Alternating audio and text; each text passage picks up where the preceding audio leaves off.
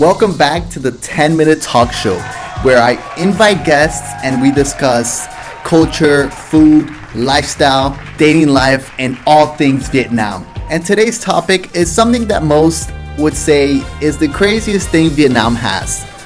The thing that people warn you about before you come to Vietnam. And everyone says is a big mess, but personally, I don't agree. I think it's genius that 90% of the people here in Vietnam drive scooters, and that's the main form of transportation. I've never felt this type of freedom living in a first world country before. Just being able to park in front of anywhere you want or on the sidewalk and not having to worry about getting a parking ticket or a fine, or even worse, going to a shopping center and having to park 5 minutes away from the store you need to go to just to grab some small things. I seriously think that I was wasting about 20 extra minutes out of my life every day. I might sound lazy, but it seriously has made my everyday life-to-life living a lot easier and a lot less stressful. But better than me, I think our guest will be able to explain a lot more about the traffic and transportation here in Vietnam. She has actually been driving a scooter here in Saigon for more than 8 years, has had no accidents, but does get drowsy sometimes when she's driving. We'll let her explain all that. Let me introduce you to today's guest, Space Kitty. Yay! Hello! Thank you so much. Thank you so much for coming again on the show. Of course. I know it was the last minute, but It's very late right now. we really needed you. I need to. So tell us, Kelly, at what age did you learn how to drive the scooter? 18, which is about the age when everyone does it. A lot of my friends started at 16. Because I've seen some kids driving scooters. Yeah. And they don't look older than 10 years old. You see, I told you, going back to opinion number 1, we were born with the skills, it just needs some time to mature and actually get on. My cousin is 14 and he's already driving the scooter. License-wise, do you have a license, Kelly? Because I don't think a lot of people in Vietnam actually go through the trouble of even getting a license. So I don't have a license, but that is not recommended, and that if you want to drive in Vietnam, I would advise everyone to go through the training and get the license. I might get a license soon, or I might not. I don't know. Yeah. I will do it when I see fit. What happens the few times you get stopped? If you drive in Vietnam, you will get stopped at some point in your life, a few times. And obviously not having a license, that is illegal. So the ways of getting out of that situation range from begging and telling a sob story. If you're really good at telling story, then they might let you out. But there is an underground way of doing it, and I can't say it on public platform. Right. But if you ask any Vietnamese, they will tell you. Well, personally, I don't have a license. You don't? I don't have a license. No. I thought I do you have. I have a Colombian scooter license, and that's what Yeah. I show. But they can't read Spanish. They don't know what it is. So half of But the you- time, they just they start asking for money. They say, "Do you have money? You have money?" And I said, "Yeah." And I always carry in one little pocket maybe like 200,000 or 500,000. That way, if you don't have that much money, they don't take it all, because basically they Yeah. want to take it all. So if you have like a 200,000 and you say that's all you have, most of the time they'll let you go. That's what has happened to me in the Just past. pretend that you're poor. Like, number 1, either if you have very good connections, then you boast about it. But if you don't, just pretend that you're poor. Oh, right. Yeah. What about what you mentioned one time? You said that when the light turns yellow, you accelerate. Well, in Vietnam, growing up, from my observation, Yeah. at yellow light, you accelerate.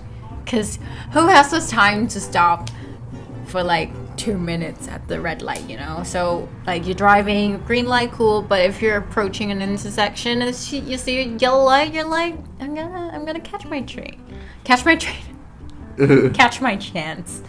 But that is very not safe, and that is not advised. So please don't do that. See a yellow light in Vietnam, please just follow the rules.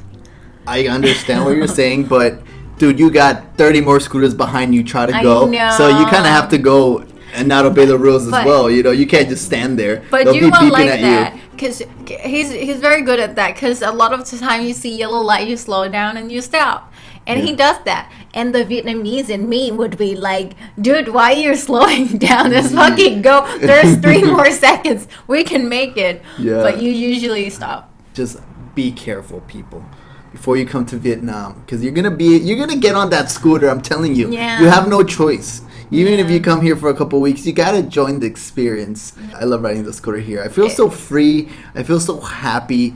And after driving a scooter, I would never want to drive a car anymore. Yeah, growing up with a scooter, I never really get used to being in a car. Even though I learned driving in a car, but I feel like I don't have enough sensory awareness of my surrounding. Like I can't feel the wind. I can't see what's on this side, this side, this side, this side. Like on a scooter, you have no blind spots. You know, you can see 360. If you need to look around, you're kind of like these, hello, like these. But if you're in a car, you have blind spots. Yeah, definitely 100%. And something that I do like as well is just being able to stop somewhere, ordering something to eat out in the street, of course. and get some street food, Of course. and then just getting your food on the scooter. You pay, and then you go, and it takes you 5 minutes, and nice, quick, and fast. There's no, you know, when I was in the UK, I was like, everywhere you go, you have to think about parking. Oh, is there a parking space? And if you go here, if you go there, and then you have to pay, and then you have to walk back to the restaurant or wherever, and the walk takes ages, and then you can only park for 2 hours or something. It's just a lot of maintenance. Something that I've seen that Vietnamese people are very talented with is carrying stuff on a scooter. I've seen all types of things on a scooter. From another scooter on top of a scooter. I've seen families with about 5 people on a scooter and a dog. I don't know how they do it. What bizarre things have you seen on a scooter?